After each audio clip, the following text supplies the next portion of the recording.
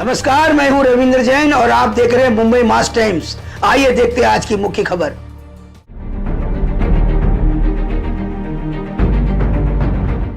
कि हर राम भक्त ने जिसने धर्म के लिए धैर्य दिखाया, आज पुनः धैर्य दिखाने का समय आया है। राहुल गांधी तक मेरी आवाज पहुंचे तो कान खोलकर सुन लो।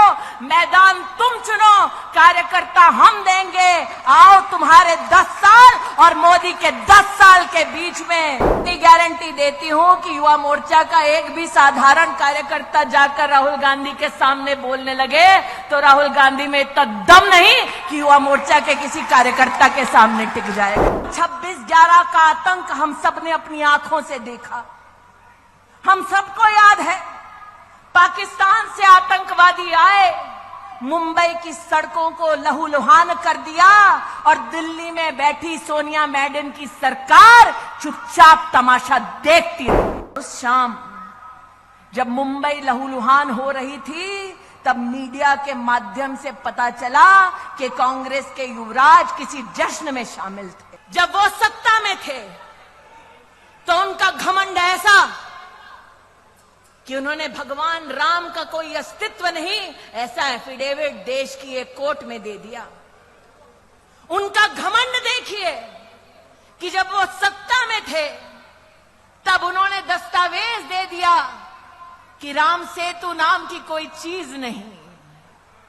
अहंकार आज भी बरकरार है। जब रामलला का भव्य मंदिर निर्मित हो रहा था, जब प्राण प्रतिष्ठा समारोह के लिए उनको भी आमंत्रित किया गया, अहंकार देखिए, उन्होंने आमंत्रण को ठुकरा दिया। देवेंद्र भाई, रस्सी जल गई, बल नहीं गया। इसलिए आज आप सबसे कहती हूं कि हर राम भक्त ने जिसने धर्म के लिए धैर्य दिखाया, आज पुनः धैर्य दिखाने का समय आया है।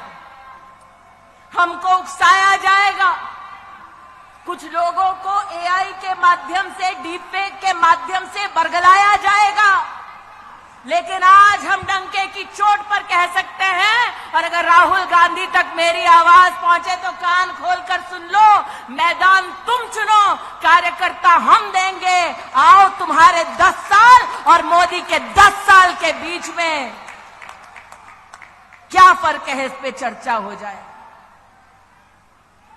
मैं नहीं कहती मैं जाऊंगी चर्चा के लिए, तब पक्का नहीं आएंगे तेजस्वी, लेकिन इतनी गारंटी देती हूं कि युवा मोर्चा का एक भी साधारण कार्यकर्ता जाकर राहुल गांधी के सामने बोलने लगे तो राहुल गांधी में इतना दम नहीं कि युवा मोर्चा के किसी कार्यकर्ता के सामने टिक जाएगा। और अगर युवा मोर्चा के किसी कार्यकर्ता को यह मौका मिले कि जो अन्याय करने के बाद न्याय यात्रा निकालने का ढोंग कर रहे हैं, उनसे अगर बात करने का मौका मिले, तब एक प्रश्न अपनी दीदी की ओर से जरूर पूछना कि प्रभु राम के अस्तित्व को नकारा, भारत की सेना के शौर्य को धिक्कार कर राहुल गांधी और उसके नेताओं ने देश की संसद में भारत की सेना से प्रमाण मांगा उनके पराक्रम का। मैं उस महाराष्ट्र में काम कर चुकी हूं जहां पर 26/11 का आतंक हम सबने अपनी आंखों से देखा। हम सबको याद है, पाकिस्तान से आतंकवादी आए, मुंबई की सड़कों को लहूलुहान कर दिया और दिल्ली में बैठी सोनिया मैडम की सरकार चुपचाप तमाशा देखती रही। हम सब महाराष्ट्र में इस बात के साक्षी हैं।